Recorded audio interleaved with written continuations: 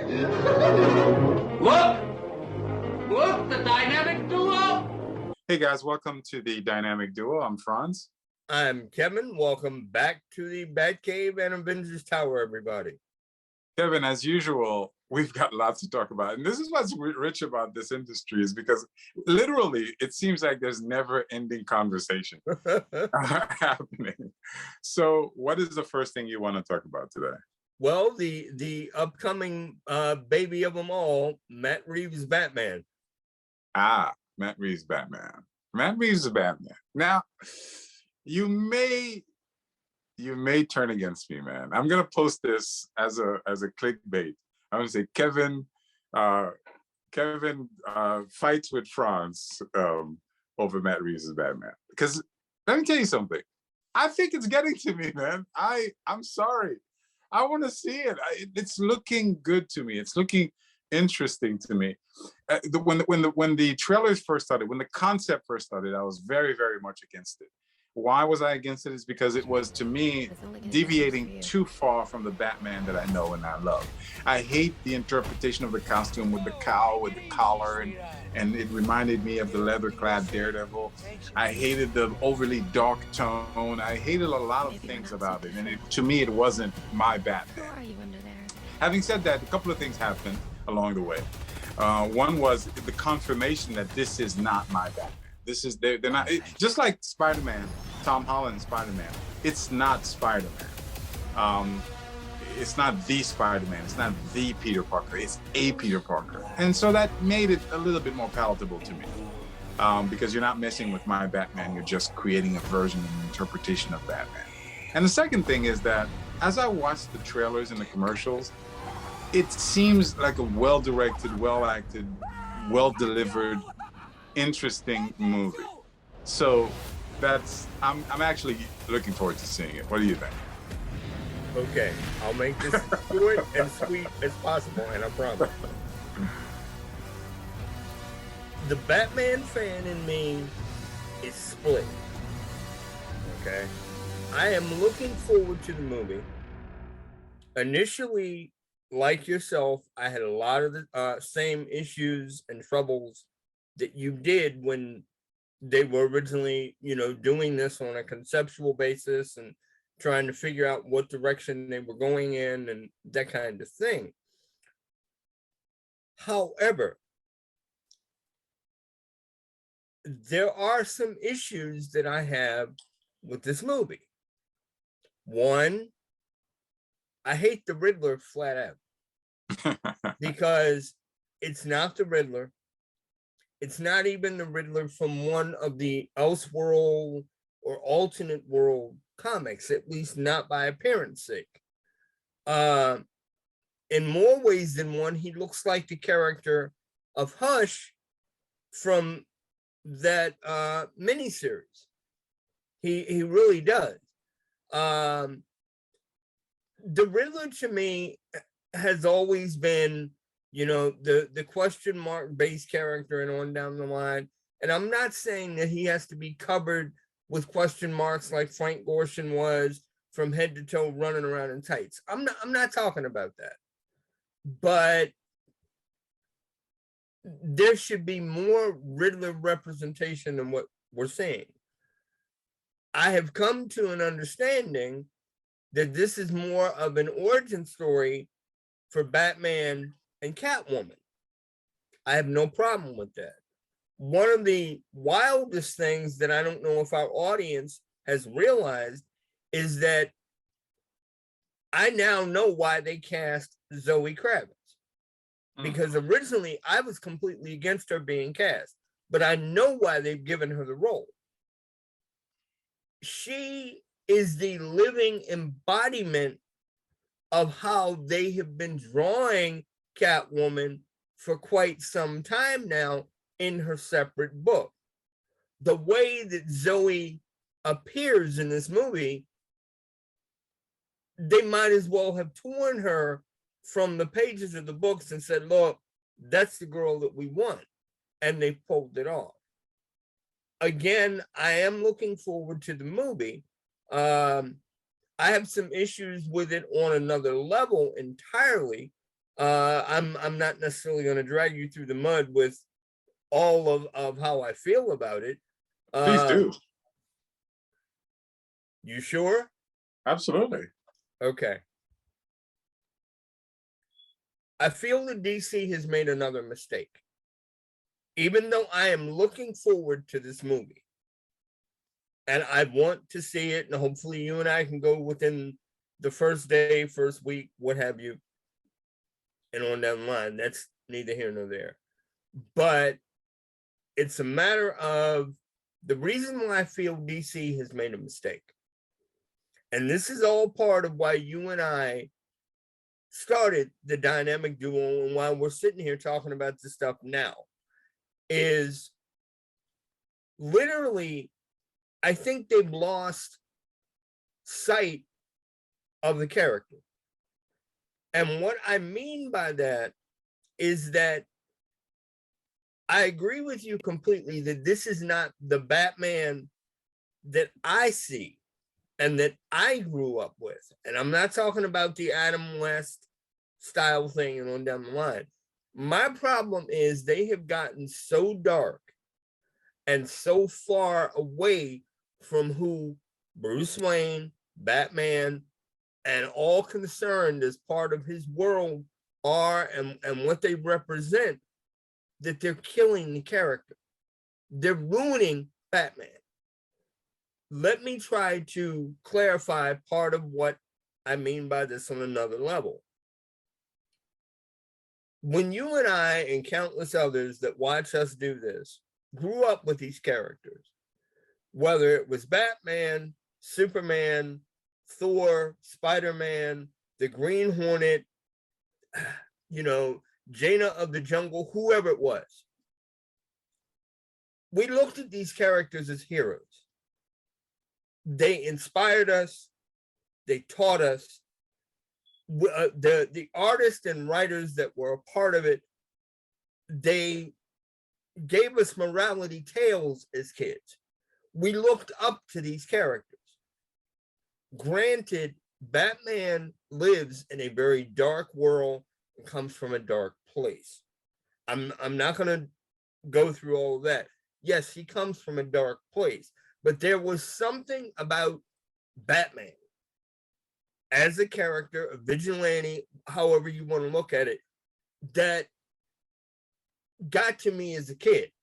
Made me say, wow, the hero's going after the bad guys. The hero's protecting people. He's helping the city. They're not doing that now. And to be honest with you, with the exception of a few films, DC hasn't done that for a long time.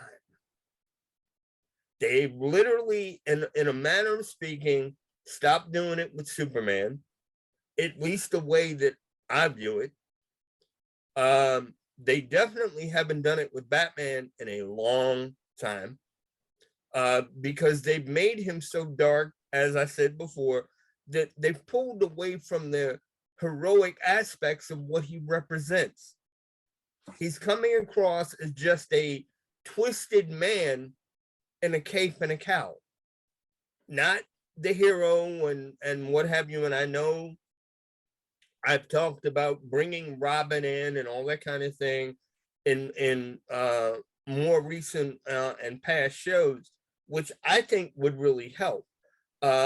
Personally, I think the only movies that represent that hero aspect that I'm speaking of in recent years for DC include Wonder Woman, the first one.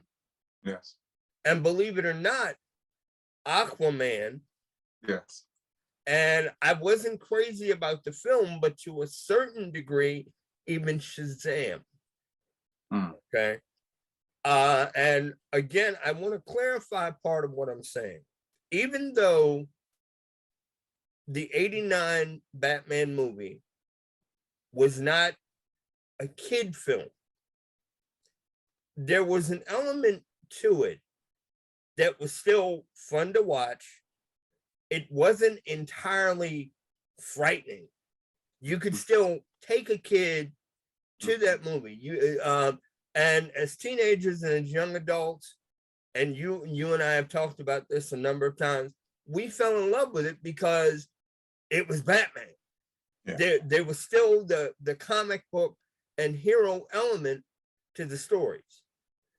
In a manner of speaking, they continued that with Batman Returns.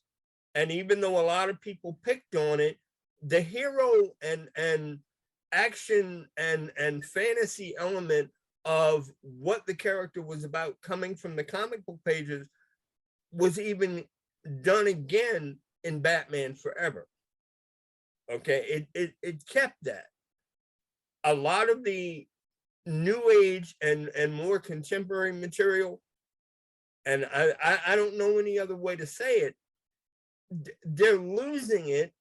And I can't necessarily see where, with maybe the exception of Batman Begins, where the newer films affect kids on a positive level for today, the same way that you and I were affected by them, or your brother, or anyone that watches us now. Let me ask you. I just don't see it. Let me ask you a quick question. I don't mean to interrupt you, but how do you feel about the Justice League Ben Affleck Batman?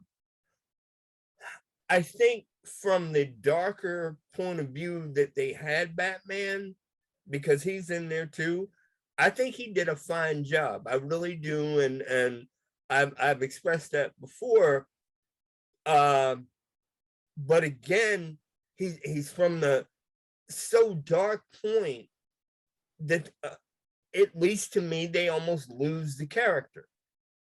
Yeah, see, that's where to me Batman is a fine walking tightrope, because you can go so dark with Batman that you lose the human element that made him a hero, in my opinion. Yeah. Okay. I don't know if that makes sense. It makes perfect sense. It makes 100% sense. Yeah. And to me, over the last several years or decades at this point, that's what Warner Brothers and DC have done. That's one of the biggest separations, in my opinion, with a lot of their movies versus a lot of what they've done for the television shows. The TV shows managed to hold on to a lot of the hero elements of these things. Yeah. The movies have kind of tossed that aside. And in a weird way, I think it's a dangerous thing for them to do. You've said quite a bit, and I want to be very, very clear, because I completely agree with you. Well, one little point, and I'll bring it up. I do think that for me, the Ben Affleck Batman is the closest we've gotten in the cinematic verse to what I think of as Batman. If you know, including Tim Burton's Batman, I think for me, Ben Affleck is the closest to a superhero ideal. I don't think he was presented as overly dark, and I really don't. There's some hero aspect to him. Batman is a dark character. He's just not overly dark character. Now, so that's the little point of disagreement. But everything else you've said, I couldn't agree with more. And I agree completely. It's a very complicated and deep issue, to be quite honest with you. And the truth of the matter is that not only has the MCU and the DCEU lost their way with these characters, the truth is that the comic book industry itself, Marvel and DC, have lost their way.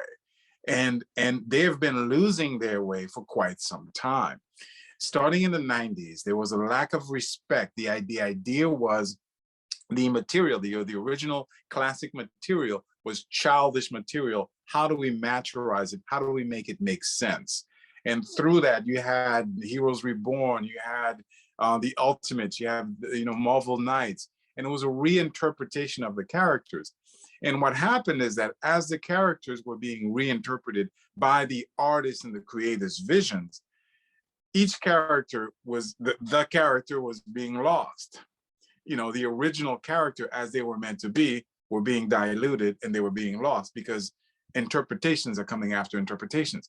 What was terrible in the industry was that we as comic fans, not I and not you, not me and not you, but the comic book industry, the few that left, that stayed with the industry, because a lot with the, you know, the industry lost a lot of fans, but the few that stayed with the industry, they were sheep. I hate to say it, but they accepted any crap that was thrown at them, and they got excited with every new. It's like, you know, they were being thrown a bone. It's Ultimate Spider-Man. Oh, let's buy Ultimate Spider-Man, Ultimate X-Men, and Ultimate this, and oh, Captain America's dead. Let's buy it. And the industry became a gimmick industry that started relying on gimmick in order to sell books, whether it's the Crisis recreation. How many Crisis stories are we going to have? Whether it's the big events, whether it's the death of a hero, whether it's a hero killing someone. And so the comic industry lost its way with the characters. And the characters became more and more diluted into the version of the artist's interpretation, which was sometimes the opposite of what the characters were meant to be. Reed Richards is not a geek with, you know, glass-wearing geek who can't talk to girls. That's not who he is. But because creators perceive that he's a scientist, he's smart, therefore he must be a geek, they interpreted him that way. And so as a result, the industry, the comic industry, has been suffering. Comic sales are going down and down and down and down, and the characters are less and less and less connected. And where you find consistency, and where you find the hero's journey, which is in manga, those sales are going up. So it's not a lack of interest in reading material. It's a lack of consistency and good characters. And so that's what's been happening with the industry. Sadly, that was transferred over to the movies industry. You make a very, very good point. This is not Batman. It isn't Batman. But let's be honest. We haven't really had honest and faithful interpretation of characters very, very much. I mean, I could name perhaps, and I'm probably going to be wrong, I'm probably going to think of a fourth or fifth one. But in my head, I'm thinking the closest we've gotten, we've got Iron Man, the original Iron Man, the first movie, and the first movie only. I think Doctor Strange was very, very good, very, very faithful. I think Sam Raimi's Spider-Man was very, very good, very, very faithful. And that stops there for me. Captain America would fall into that category because Captain America's character, his, you know, attitude is, you know, but it also deviates in many, many ways in the sense that it's not the true Captain America costume. It kind of apologizes for the costume. Because of the China market, they completely wiped away the American flag, which to me is a crime. So Captain America wouldn't fall for that. Superman, Henry Cavill's Superman, to me, again, is very, very close. We're not talking, you know, Superman, it's Christopher Reeves, right? So that nailed it. We're going a little bit further than that. But Henry Cavill's Superman and Man of Steel, to me, is a great movie, but very much like Captain America, the deviation from the origin, the toning down of the colors, it separated us from the original classic comic material. Same thing could be said for Justice League and the Avengers and so on and so forth. It's there, but it's not quite there. It's not 100% there. So Tom Holland's Spider-Man is Spider-Man, but it's not Spider-Man. And there's no apology to it. It's not our classic Spider-Man. So this brings us to Matt Reeves. And that's where we are. Where we are is everything that you said is absolutely 100% accurate. And I do not blame you one bit for not liking it and for not accepting it. I'm having trouble accepting it. Because why? Here's the question I have.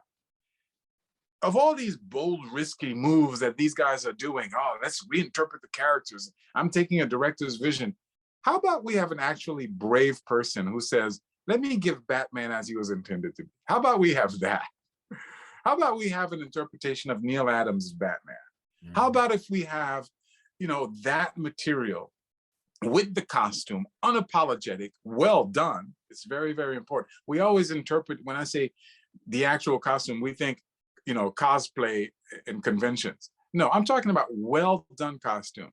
But the Batman costume, fan films have done it. Fan films have done it. When you watch a good fan film Batman, we get excited. When we watch a good fan film Wolverine, we're like, oh, you know what I mean? And that's a fan low budget film. So that's what I'm talking about. And so how about we get brave and deliver Kevin's Batman? Because guess what? Whatever success you think you might be having with this material now, it stems from that original Batman. That's where the magic still, this is derivative of that original Batman. So it is my belief, as I think it is your belief, that if we were to deliver the original Batman, the original Spider-Man, the original Thor, the original Hulk, the original Captain America, like Wonder Woman delivered the original Wonder Woman, for example. I think of Captain America, I forgot to mention Wonder Woman, but I imagine if Captain America had been as good as the first Wonder Woman movie, because the Wonder Woman movie not only had the origin, but it had the costume, it had the colors, and it had the superheroic action. And that's what I wanted from Captain America, the First Avenger. That's what we didn't get. So how about we do that? When we hit those movies, when we hit them well, they're beautifully received because the hero's journey, that story never gets old. It never gets old. And there's such a wealth of material in the comics that you could draw from and replicate and just do. I don't say emulate like they did with the X-Men Apocalypse, Age of Apocalypse, where they reinterpret the story. No. Give me Days of Futures Past. You know, do that movie from the comic book the way that anime does with manga, and the way that Japanese live action does with anime, which does with manga. Just give me that story. So it's a complicated issue. I agree with you 1,000%. Unfortunately, this is where we are. Where the reality is, I had to stop complaining about Captain America's costume and just love Chris Evans' Captain America, which I do. I had to say, okay, I'm not gonna get my way. Is this good? Yes, it is. I love it. And so I've had to tone down that purist aspect of myself. And so it's in that sense that I'm more accepting of the Matt Reeves Batman, because it clearly says, this is not my Batman. This is a version of Batman.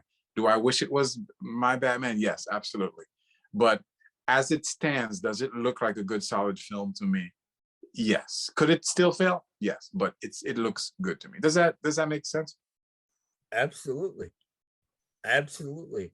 And to your point, the biggest mistake that Hollywood makes across the board with any of these is they're no longer calling Ron Friends.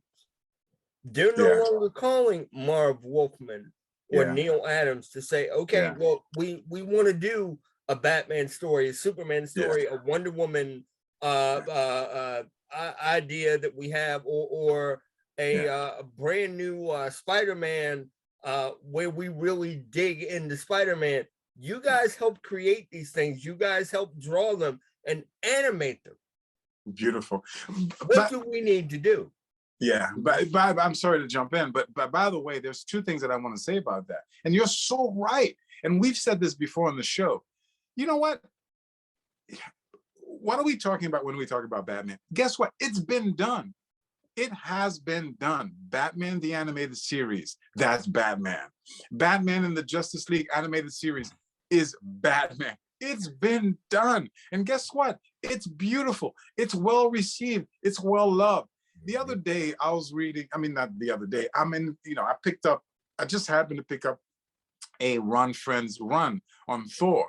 I can't put it down. Not just Ron Friends, but a Tom DeFalco, actually, because it was a storyline that had other artists besides Ron Friends. But I can't put it down. I cannot put it down. Because that's the material. That's where it is. That's where the magic lies. And you're absolutely right. Hollywood should go to who was the guy with Batman the animated series? Bruce Timm. And they should go to Tom DeFalco, and they should go to these guys. They should go to Chris Claremont and say, Chris, don't try to be Mr. Movie Guy, Mr. DeFalco. Don't try to be me. Give me your material. And you know what? Here's what they should do, Kevin. They don't need to hire Tom DeFalco, even though I root for them to hire Tom DeFalco. What they need to do is they need to take a Tom DeFalco Thor run and reinterpret that for the movies. That run, when the Celestials come down to that planet and Yes. Thor faces against them, they need to do that movie. They need to do the classic Stan Lee, Jack Kirby, Yes. John Buscema run on Thor, on Spider-Man, on Captain America, and on so on and so forth. That's what they need. They need to do John Byrne's X-Men. They need to do George Perez's Teen Titans. They need to do those things, and that's what would be great. And they're not doing it. They're not doing it. Bravo, my captain, bravo. All right, guys, listen, let us know if you agree or disagree. Don't forget to hit the likes button. Don't forget to share. Look, help us spread the word. You know, if you disagree, let us know. And we could have that discussion, but help us build the channel. Talk to you later. Bye-bye for now.